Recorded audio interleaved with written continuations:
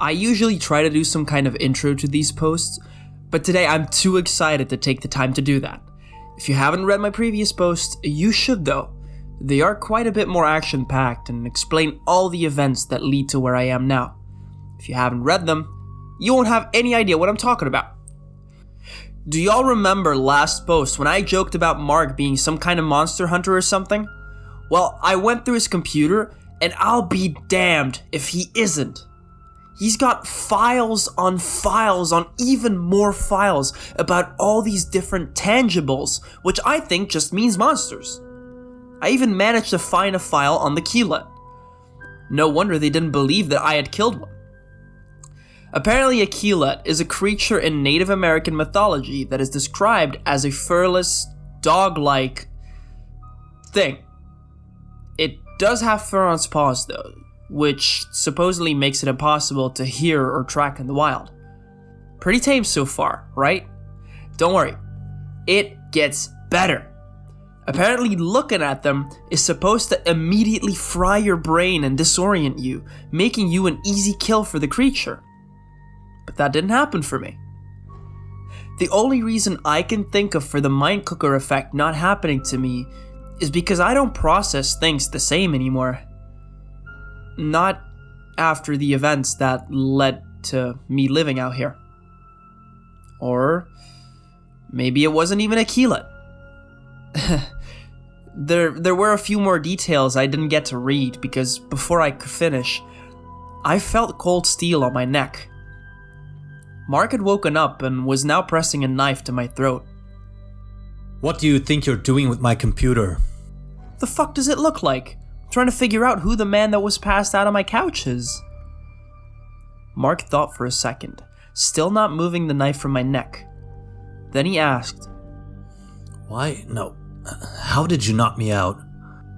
I know you have a dodgy history, but close quarter fighting is my specialty.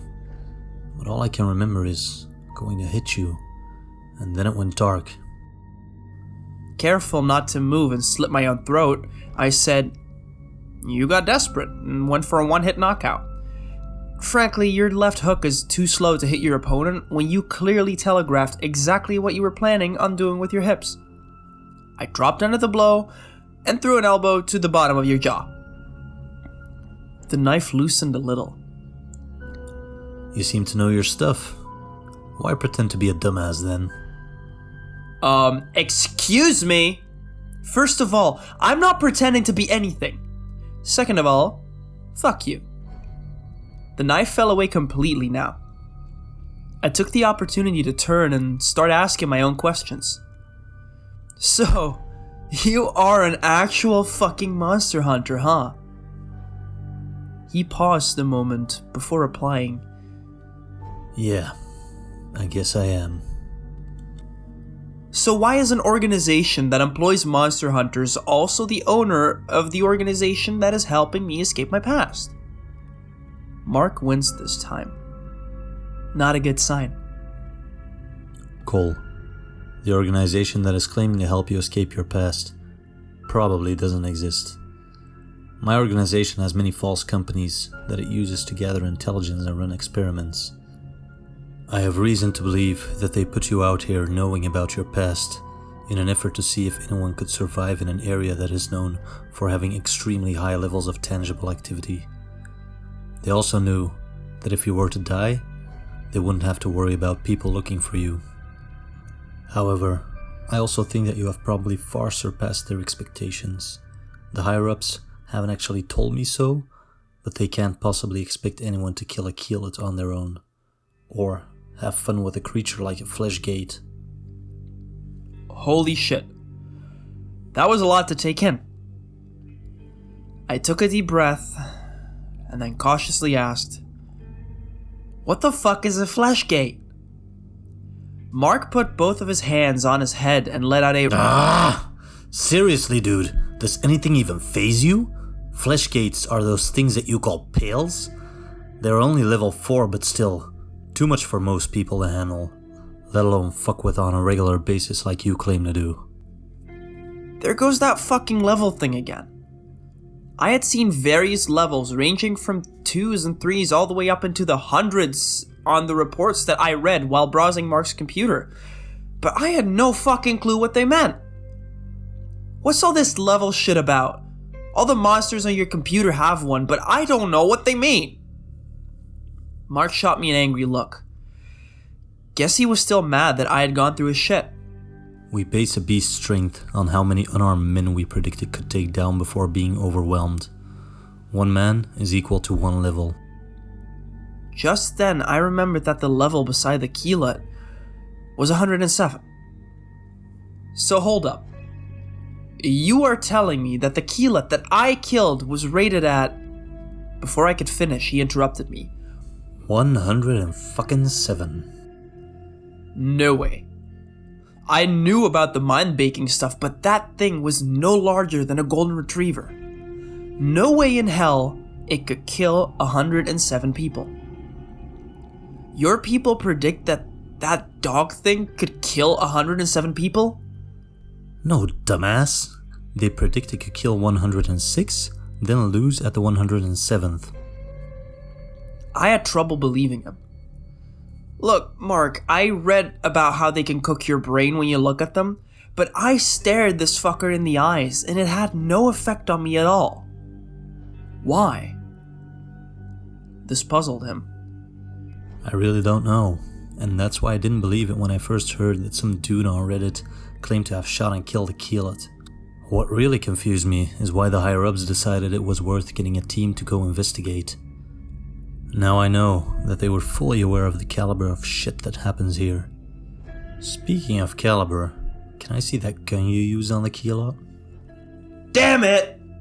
I knew this was gonna happen as soon as I mentioned the gun in my posts. The organization had a no-gun rule for me, which is why it was a pretty big deal that the lady in the tree had helped me get my hands on one. But now they knew, and they weren't gonna let me keep it. Fuck off, dude. I'm keeping the gun, whether your bosses want me to or not.